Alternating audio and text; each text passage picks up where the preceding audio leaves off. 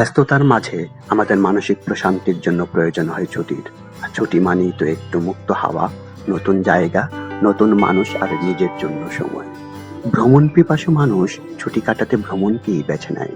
দেশ আর দেশের গণ্ডি পেরিয়ে বিদেশ। দেশের বাইরে আমাদের প্রথম চিন্তাই থাকে প্রতিবেশী দেশ ভারত। তবে বর্তমানে ভারতে ভিসা জটিলতার কারণে যাওয়া যাচ্ছে না। আপনি কি জানেন বিশ্বে এমন কিছু দেশ আছে যেখানে ভ্রমণ করতে বাংলাদেশিদের কোনো ভিসার দরকার হয় না? আজ এমন 10টি দেশের কথাই জানবো। চলুন তবে দেখে নেওয়া যাক এমন 10টি দেশ। সেন্ট লুসিয়া ক্যারিবিয়ান সাগরের একটি দ্বীপরাষ্ট্র। সেন্ট লুসিয়া প্রকৃতির এক মোহনীয় রত্ন। সেন্ট লুসিয়ায় দুটি আইকনিক আগ্নেয় শৃঙ্গ সমুদ্রের কিনারা থেকে আকাশের দিকে উঠে গেছে। সাদা বালির সৈকত এবং ফিরোজা রঙা স্বচ্ছ সমুদ্র, বিশেষ করে পাহাড় আর সমুদ্রের একত্রে মেলবন্ধন সেন্ট লুসিয়াকে করেছে একেবারে আলাদা। মালদ্বীপ দক্ষিণ এশিয়ার একটি দ্বীপ দেশ। মালদ্বীপ মূলত 1190-টিরও বেশি ছোট ছোট দ্বীপ নিয়ে গঠিত, যার মধ্যে প্রায় 200টির মতো দ্বীপে মানুষ বসবাস করে। মালদ্বীপ এক কথা স্বর্গের টুকরো। এখানে রয়েছে নীল সবুজ স্বচ্ছ পানি, সাদা বালির সৈকত, প্রবাল দ্বীপ, রঙিন সামুদ্রিক প্রাণী, দারুণ সূর্যাস্তের দৃশ্য। মালদ্বীপ বিশেষ করে যারা শান্তি, নৈশব্দ এবং প্রকৃতির মাঝে হারিয়ে যেতে চান তাদের জন্য এক আদর্শ জায়গা। সেশেলস হলো ভারত মহাসাগরের মাঝখানে অবস্থিত একটি দ্বীপরাষ্ট্র। এটি আফ্রিকার সবচেয়ে ধনী দ্বীপরাষ্ট্র। সেশেলস প্রায় 115টি ছোট বড় দ্বীপ নিয়ে গঠিত, যাদের বেশিরভাগই গ্রানাইট বা প্রবাল দ্বীপ। সেশেলস প্রকৃতির এক অপূর্ব শিল্পকর্ম, স্বচ্ছ নীল সবুজ পানির সমুদ্র। এখানে প্রকৃতি একদম অক্ষত ও শান্ত। শ্রীলঙ্কা দক্ষিণ এশিয়ার একটি দ্বীপরাষ্ট্র। শ্রীলঙ্কাকে একসময় বলা হতো সিলন। শ্রীলঙ্কা হলো একরাশ শান্তির দেশ, যেখানে পাহাড়, চা বাগান, সমুদ্র আর ইতিহাস একসাথে মিশে আছে। প্রকৃতি এখানে একদিকে শান্ত, আবার আরেকদিকে দারুণ রোমাঞ্চকর।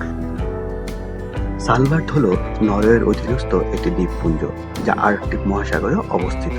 সালবার্ট নরওয়ে থেকে প্রায় 900 কিলোমিটার উত্তরে, উত্তর মেরু থেকে প্রায় 1300 কিলোমিটার দক্ষিণে অবস্থিত।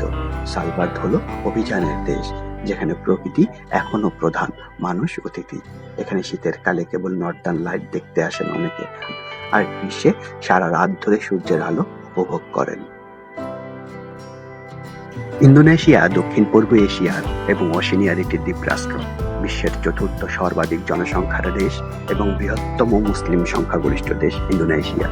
ইন্দোনেশিয়া হলো প্রকৃতি, ইতিহাস, সংস্কৃতি আর আধুনিকতার এক দারুণ মিশ্রণ। চাইলে আপনি এখানে পাহাড়ে ট্রেক করতে পারবেন, নীল জলরাশিতে ডুব দিতে পারবেন, হাজারো বছরের পুরনো মন্দির দেখতে পাবেন। মরিশাস এক অপূর্ব দ্বীপ, যা মন মাতানো প্রাকৃতিক বৈচিত্র্যে ভরা। নীল সবুজ জলরাশি ও বিস্তৃত সৈকত, চমৎকার প্রপার প্রাচীর, সবুজ পর্বত শ্রেণী ও ঘন বনাঞ্চল, উষ্ণ আবহাওয়া ও রঙিন পাখিদের উপস্থিতি। বিশ্বের অন্যতম রোমান্টিক এবং বিলাসবহুল অবকাশ যাপনের জন্য মরিশাস বিখ্যাত। নেপাল দক্ষিণ এশিয়ার একটি স্থলবেষ্টিত দেশ।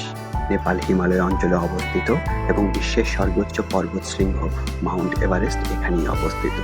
নেপাল প্রকৃতির এক আশ্চর্য রত্ন ভাণ্ডার।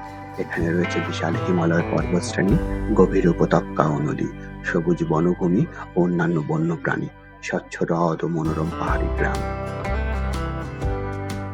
ভুটান দক্ষিণ এশিয়ার একটি ছোট পর্বতময় রাষ্ট্র। ভুটানকে বলা হয় বজ্র ড্রাগনের দেশ। ভুটান এক জাদুকরী দেশ, যেখানে প্রকৃতি, ধর্ম, ঐতিহ্য আর শান্তি একসঙ্গে মিশে আছে। এখানে গিয়ে মনে হবে যেন জীবনটা ধীর হয়ে গেছে, প্রকৃতির কোলে ফিরে গিয়েছেন।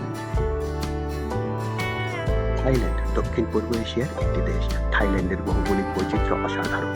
উঁচু পাহাড়, উর্বর সমভূমি, নদী ও দৃষ্টিনন্দন দ্বীপে ভরা একটি দেশ। থাইল্যান্ড হচ্ছে রং, ধর্ম, প্রকৃতি, ইতিহাস আর আধুনিকতার এক দুর্দান্ত মিশ্রণ, যা আপনার হৃদয়ে ছুঁয়ে যাবে।